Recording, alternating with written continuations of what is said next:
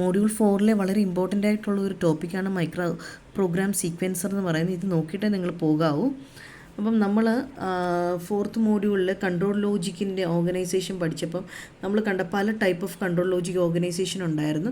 First one flip flop per state method, second sequence register and decoder method, third PLA control and fourth one is micro program control. ഈ micro program കൺട്രോളിൻ്റെ ആ ഒരു ഫിഗറിനകത്ത് നമ്മൾ കണ്ടായിരുന്നു. അതെന്ന് പറയുന്നത് 3 യൂണിറ്റുകൾ ചേർന്നിട്ടാണ് നെക്സ്റ്റ് അഡ്രസ് ജനറേഷന്, പിന്നെ control address register, control memory. അതായത് ഈ നെക്സ്റ്റ് അഡ്രസ് ജനറേറ്റർ വെച്ചിട്ട് അത് അഡ്രസ്സ് ജനറേറ്റ് ചെയ്യുന്നത് കൺട്രോൾ അഡ്രസ് രജിസ്റ്ററിലോട്ട് കൊടുത്ത് കൺട്രോൾ അഡ്രസ് രജിസ്റ്ററാണ് ഈ കൺട്രോൾ മെമ്മറിയിൽ നിന്ന് 1 by 1 ആയിട്ട് മൈക്രോ ഇൻസ്ട്രക്ഷൻസിനെ എടുത്തിട്ട് ഓപ്പറേഷൻസ് നടത്തുന്നത്. അപ്പം ഈ എന്താണെന്ന് വെച്ച് കഴിഞ്ഞാൽ ഈ മൈക്രോ നമ്മൾ പറയുന്ന ഈ മൈക്രോ ഇൻസ്ട്രക്ഷൻസ് അല്ലെ മൈക്രോ പ്രോഗ്രാംസ് ഒക്കെ സ്റ്റോർ ചെയ്തിരിക്കുന്നത് അല്ലെ കൺട്രോൾ വേരിയബിൾസ് സ്റ്റോർ ചെയ്തിരിക്കുന്നത് കൺട്രോൾ മെമ്മറിയിലാണ് സ്റ്റോർ ചെയ്തിരിക്കുന്നത്. അതിനകത്ത് നടത്തുന്ന ഓപ്പറേഷൻസിനാണ് നമ്മൾ മൈക്രോ ഓപ്പറേഷൻസ് എന്ന് പറഞ്ഞിരിക്കുന്നത്. അപ്പം ഇനി നമ്മൾ ഇതിൻ്റെ അകത്ത് ഈ മൈക്രോ പ്രോഗ്രാം സീക്വൻസർ എന്ന് പറയുന്നത് ഈ നെക്സ്റ്റ് അഡ്രസ് ജനറേറ്ററിനെയാണ് നമ്മൾ നോർമലി മൈക്രോ പ്രോഗ്രാം സീക്വൻസർ എന്ന് പറയുന്നത്. അപ്പോൾ അതിനെക്കുറിച്ചാണ് നമ്മൾ ഡീറ്റെയിൽഡ് ആയിട്ട് പഠിക്കാൻ പോകുന്നത്.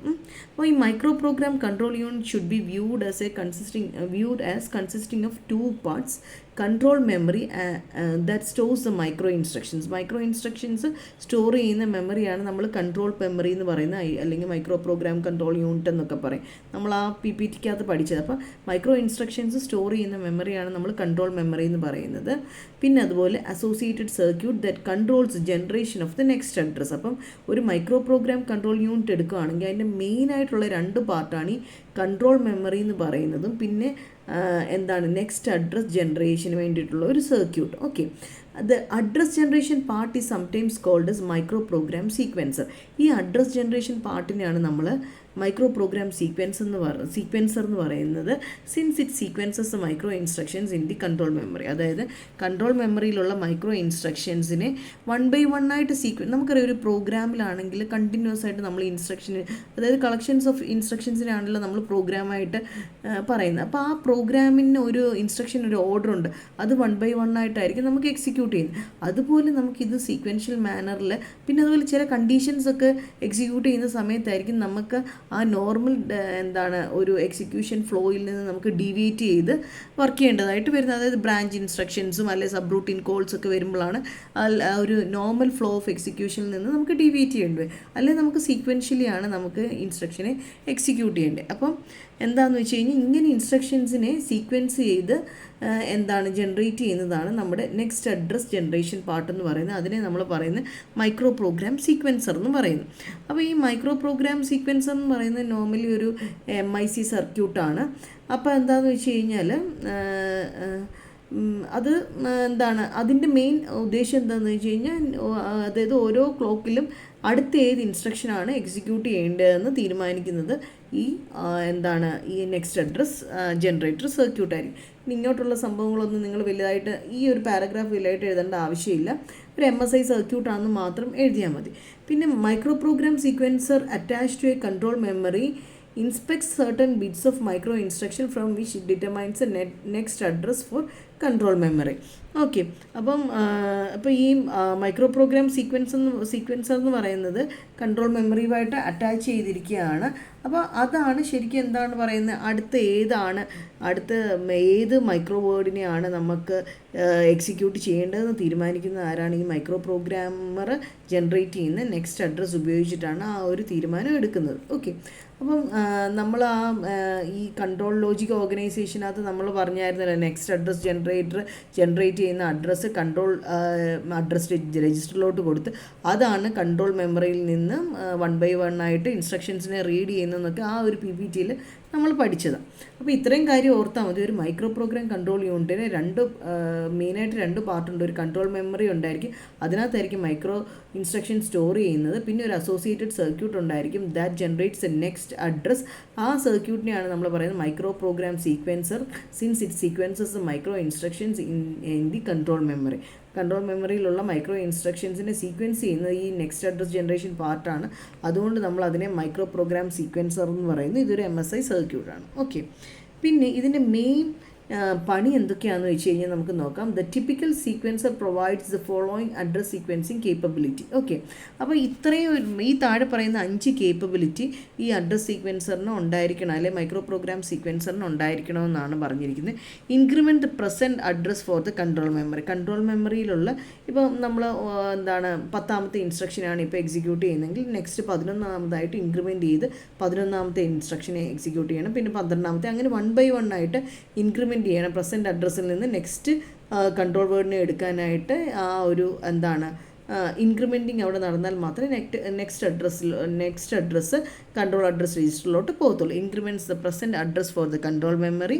പിന്നെ branch to the address as specified by the address field of the micro instruction. നമുക്കറിയാം പലപ്പോഴും നമുക്ക് നോർമൽ ഫ്ലോയിൽ നിന്ന്, അതായത് സീക്വൻഷ്യൽ ഫ്ലോയിൽ നിന്ന് മാറി വ്യത്യസ്തമായിട്ട് നമുക്ക് എക്സിക്യൂഷൻ നടത്തേണ്ട പല സിറ്റുവേഷൻസ് വരും. പല ഇഫ് എൽസ് കണ്ടീഷൻസ് ഒക്കെ അപ്ലൈ ചെയ്യുമ്പോൾ ഒരു പ്രോഗ്രാമിൽ തന്നെ നമുക്ക് ഒരു ലൊക്കേഷനിൽ നിന്ന് ഡിസ്റ്റൻ്റ് ആയിട്ടുള്ള മറ്റൊരു ലൊക്കേഷനിലോട്ട് നമുക്ക് കൺട്രോള് കൊടുത്തിട്ട് അവിടെ കിടക്കുന്ന ഇൻസ്ട്രക്ഷൻ നമുക്ക് എക്സിക്യൂട്ട് ചെയ്യേണ്ടതായിട്ട് വരും. നമുക്ക് ഇഫ് എൽസ് കണ്ടീഷനൊക്കെ വരുമ്പോൾ പല പാർട്ടുകൾ സ്കിപ്പ് ചെയ്തിട്ട് അതിൻ്റെ നെക്സ്റ്റ് പാർട്ടിലോട്ട് കൺട്രോൾ പോയിട്ട് അവിടെ നിന്ന് എക്സിക്യൂഷൻ സ്റ്റാർട്ട് ചെയ്തതായിട്ട് വരുന്നു. അപ്പോൾ ആ ഒരു സിറ്റുവേഷൻ കറക്റ്റായിട്ട് ഹാൻഡിൽ ചെയ്യാൻ കഴിയണം ഈ മൈക്രോ പ്രോഗ്രാം സീക്വൻസറിന്. പിന്നെ അതുപോലെ പലപ്പോഴും ഈ സ്റ്റാറ്റസ് ബിറ്റുകളുടെ വാല്യൂ അനുസരിച്ച് അത് 1ഉം 0 ആകുന്നതിനനുസരിച്ചും ബ്രാഞ്ചിങ് വരാം. അപ്പോൾ അതനുസരിച്ചും നമുക്ക് ബ്രാഞ്ചിങ് കേപ്പബിളായിട്ട് നടത്താൻ പറ്റണം. പിന്നെ അതുപോലെ transfer control to a new address as specified by the external source. ഇപ്പോൾ ഒരു മൈക്രോ പ്രോഗ്രാമിൻ്റെ എക്സിക്യൂഷൻ, മൈക്രോ പ്രോഗ്രാം എന്ന് പറയുമ്പോൾ കളക്ഷൻ ഓഫ് മൈക്രോ ഇൻസ്ട്രക്ഷൻസ് ആണ്. അപ്പോൾ ആ മൈക്രോ പ്രോഗ്രാമിൻ്റെ എക്സിക്യൂഷൻ സ്റ്റാർട്ട് ചെയ്യുന്ന സമയത്ത് ആ ഇനിഷ്യൽ അഡ്രസ്സ് നമുക്ക് പലപ്പോഴും എക്സ്റ്റേണൽ സോഴ്സിൽ നിന്നാണ് കിട്ടുന്നത്. അപ്പോൾ എക്സ്റ്റേണൽ സോഴ്സിൽ നിന്ന് ആ ഇനിഷ്യൽ അഡ്രസ്സ് എടുത്തുകൊണ്ട് ഒരു ന്യൂ മൈക്രോ പ്രോഗ്രാം നമുക്ക് എക്സിക്യൂട്ട് ചെയ്യേണ്ടതായിട്ട് വരുന്നു. അതിൻ്റെ സ്റ്റാർട്ടിങ് അതിനെ ഇനിഷ്യലൈസ് ചെയ്യേണ്ടതായിട്ട് വരുന്നു. പിന്നെ അതുപോലെ has A facility four sub routine calls and return. നമുക്കറിയാം പലപ്പോഴും നമ്മുടെ പ്രോഗ്രാമിനകത്ത് ചില ടാസ്കുകളൊക്കെ ചെയ്യേണ്ടത് ചിലപ്പോൾ കുറേ തവണ നമുക്ക് ആ ടാസ്കുകൾ നമുക്ക് ചെയ്യേണ്ടതായിട്ട് വരും. ആ ടാസ്കുകളെ പ്രത്യേകം കോഡുകളായിട്ട് നമ്മുടെ പ്രോഗ്രാമിലല്ല വേറെ എവിടെയെങ്കിലും ലൊക്കേഷൻസിൽ അത് എഴുതി വെച്ചിട്ടുണ്ടായിരിക്കും. അത് ആ ഒരു സെറ്റ് ഓഫ് കോഡ്സ് യൂസ് ചെയ്യുന്ന നമ്മുടെ പ്രോഗ്രാം മാത്രമായിരിക്കത്തില്ല. പല പ്രോഗ്രാമുകളിലേക്കും ഇപ്പോൾ സെർച്ചിങ്ങിൻ്റെ അൽഗോരിതം, സോർട്ടിങ്ങിൻ്റെ അൽഗോരിതം അതൊക്കെ സബ് റൂട്ടീൻസായിട്ട് എഴുതി വെച്ച് കഴിഞ്ഞാൽ പല പ്രോഗ്രാമുകൾക്ക് ആ ഒരു സബ് റൂട്ടീനെ യൂസ് ചെയ്യാനായിട്ട് പറ്റും. അപ്പോൾ പലപ്പോഴും നമ്മുടെ പ്രോഗ്രാമിൽ സെർച്ചിങ്ങോ സോർട്ടിങ്ങോ അങ്ങനെയുള്ള എന്തെങ്കിലും ജോബുകൾ നടക്കും. അത് നമ്മുടെ കോഡിൽ പലവട്ടം അതിൻ്റെ റെപ്പറ്റീഷൻ വരുവാണെങ്കിൽ നമുക്ക് നമ്മുടെ പ്രോഗ്രാമിൽ നിന്നുകൊണ്ട് ആ സബ് റൂട്ടീനെ കോൾ ചെയ്യാൻ പറ്റും. അപ്പോൾ കൺട്രോള് കറൻ്റ്ലി എക്സിക്യൂട്ട് ചെയ്യുന്ന ലൊക്കേഷനിൽ നിന്ന് സബ് റൂട്ടീൻ്റെ പിന്നെ ആദ്യത്തെ അഡ്രസ്സിലോട്ട് നമുക്ക് കൺട്രോളിനെ സ്വിച്ച് ചെയ്യേണ്ടതായിട്ട് വരുന്നു.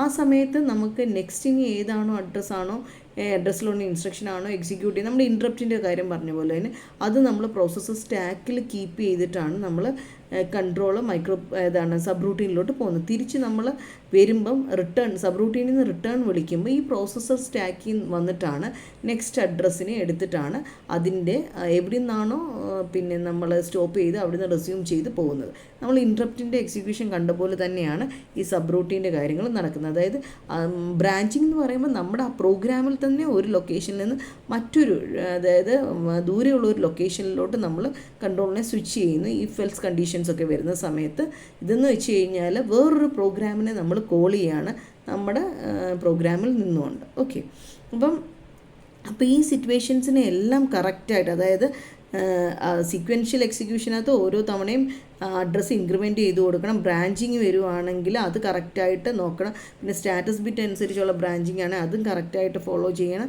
ആ കണ്ടീഷൻസും വൈസായിട്ട് ഹാൻഡിൽ ചെയ്യണം. പിന്നെ പുതിയൊരു മൈക്രോ പ്രോഗ്രാം നമുക്ക് എക്സിക്യൂട്ട് ചെയ്യണമെങ്കിൽ അതിൻ്റെ ഇനിഷ്യൽ അഡ്രസ്സസ് ചിലപ്പോൾ എക്സ്റ്റേണൽ സോഴ്സിൽ നിന്നായിരിക്കും എടുക്കേണ്ടത്. ആ ഒരു സിറ്റുവേഷൻ ഹാൻഡിൽ ചെയ്യണം. പിന്നെ സബ് റൂട്ടീൻ കോൾസിനെയൊക്കെ ഹാൻഡിൽ ചെയ്യണം. അപ്പം ഇതിനകത്ത് സബ് റൂട്ടീൻ, ഈ ഒരു സ്ലൈഡിനകത്ത് സബ് റൂട്ടീൻ എന്താണെന്ന് കറക്റ്റായിട്ട് പറഞ്ഞിട്ടുണ്ട്.